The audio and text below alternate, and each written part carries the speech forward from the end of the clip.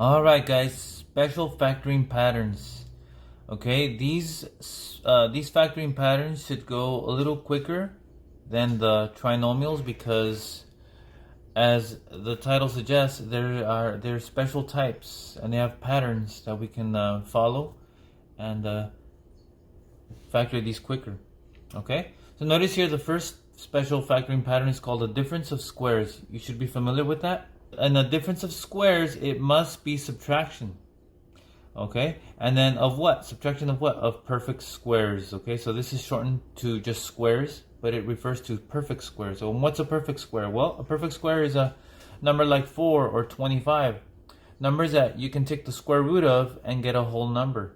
Okay, for example, the square root of 4 is 2, the square root of 25 is 5, the square root of 49 is 7, 16 is 4, and so on. Okay? And so when you have a variable, a perfect square just means it has an even exponent. So it could be 2, 4, 6, 8, 10, and so on. Okay? So it meets all the conditions here of a difference of squares for the first one. So we have our factors are just going to be the square roots of each of these here. So notice here the square root of 4x squared is just going to be 2x and 2x. That'll give me 4x squared. And then 25 is going to be 5 and 5. And then you just make one plus and one minus. Okay? What that does is when I multiply these two here, notice here, 2x times negative 5 is negative 10x. And then 5 times 2x is positive 10x. Notice what happens to those two if I try to combine the like terms. They cancel each other out. So that's why I'm left with no middle term. It's just the first term and the last term. Okay, so now that we can identify that pattern, let's go ahead and try to do these quicker. So this is a difference, okay, check. And are these perfect squares? Check. So that means I can just go straight into my answer. So that'll be 7n and 7n. That'll give me the 49n squared. And then 16 is going to be just 4 times 4. But I need a positive and a negative inside so that I end up with a negative 16 when I multiply. Because a positive 4 times a negative 4 will give me a negative 16. Okay, next one. Notice here we have a perfect square here and a perfect square there, but this does not meet the requirement for a difference of squares. This is a sum of squares. We don't have any special factoring pattern for a sum of squares, so this one's not factorable. Okay, you're probably thinking, oh, well, can't we just do 6x and then 3 and 3 and then put plus and plus here? Well, watch what happens when we do that. If we try to multiply these two right here, we end up with 18x and 18x. If we add those two together, we get 36x. Notice there's no 36x anywhere here. And so this will not work. Okay? That's why it's not factorable. All right. Let's keep going. Notice this one here. It's written backwards than what we're normally used to. No problem. It's still a difference of squares. We have subtraction and we have a perfect square on either end.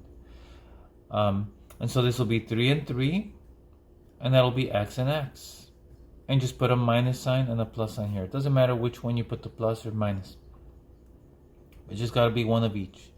Okay? Notice it's important that the 9 is positive. So that's why you put those two first, the 3's. Don't write x minus 3 and x plus 3. That'll give you x squared minus 9. We want 9 minus x squared. So this is what will give us that.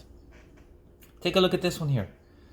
Remember I said as long as the exponent is even, we can have a perfect square for the variables. So notice it's a difference of squares then. We're subtracting. So this will be x squared and x squared for the first term. And then y squared and y squared for the second one, and just put a plus and a minus here. Okay, but we're not done yet because notice we have another difference of squares in this parentheses. Notice even exponent, that means they're perfect squares and we're subtracting, so that makes it a difference of squares. So this will create two more factors and we just factor it just like the other ones. Okay, split up the x squared into x times x. Split up the y squared into y times y, and put a plus and the minus sign into the parentheses. And then just bring down this one here, x squared plus y squared. Notice we don't have a sum of squares pattern, so that one just stays as is. This one, however, is completely factored out. Notice we have a difference here, but they're not perfect anymore because it's a odd exponent. So that means we're done. Okay. Last one here. Notice here we have a perfect square here because it's an even exponent, and right here 81 is a perfect square also. So difference of squares. So we're going to do x squared and x squared. That'll give me the x to the fourth. And 81, that'll just be 9 times 9. Notice a perfect square. So we put a plus sign and a minus sign. And once again, we have another difference of squares inside this parentheses, just like we did up here. So that means this is factorable still. And so we factor this out. This will be x times x. And then 3 times 3. Then you have a plus sign and a minus sign, and bring the other one down. Okay? That's it for that. That's your special factoring pattern, differences of squares.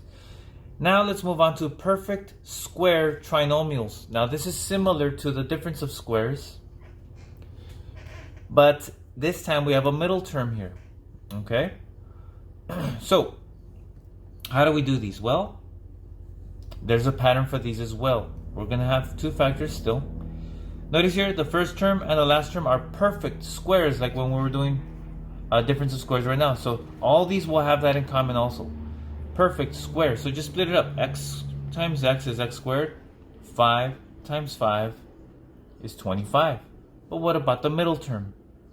Well, we need to make sure it adds up to 10x. And notice it does. 5x and 5x makes 10x. We need a positive 10x. So we're going to make both of these positive. And that will be that's the answer. Okay? So this can be rewritten as x plus 5 squared. Since we have two of them identical, then we can write it as an exponent. What about the next one here? Notice it's almost identical to the one above, except this is a minus sign. Let's take a look here. Once again, we have a perfect square here, a perfect square there. So that means we could split this up, x times x and 5 times 5. But what should I make the signs this time if I want to end up with a negative 10x? That's right, make them both negative. So you see the pattern now? You're going to have two identical factors. Okay, the signs will be exactly the same, as opposed to the ones we did a moment ago with the difference of squares. They had one positive and one negative in the parentheses, okay? Let's go here. Notice here, a perfect square here, a perfect square there. This looks like one of those patterns. We have to double check to make sure that it gives us the middle term though. So this will be 3x and 3x, and then 2 and 2. Notice, if I multiply these two, that's 6x, and that also is 6x. So 6x and 6x makes 12x. But since it's minus, make them both negative. That's it. Try these on your own. If you feel comfortable, you feel confident, go ahead and try them, and then press play to see the answer. So, I notice perfect square here, perfect square there. So that's going to be 5t, 5t, and then 3 and 3. Okay? Since the middle term is negative, I'm going to make both of these negative. That should take care of the negative 30t. So let's see. 15 and 15, yep, that makes 30. So that'll give us a negative 30t. Last one here. Notice here, 36x squared and 49 are perfect squares, so that'll be 6x and 6x. 49 is 7 and 7. And we have a negative there, so let's make these negative. But let's double check to make sure this will give us negative 84. So negative 42x and negative 42x. Yep, that gives us negative 84x. Okay, and that's the special factoring patterns for today.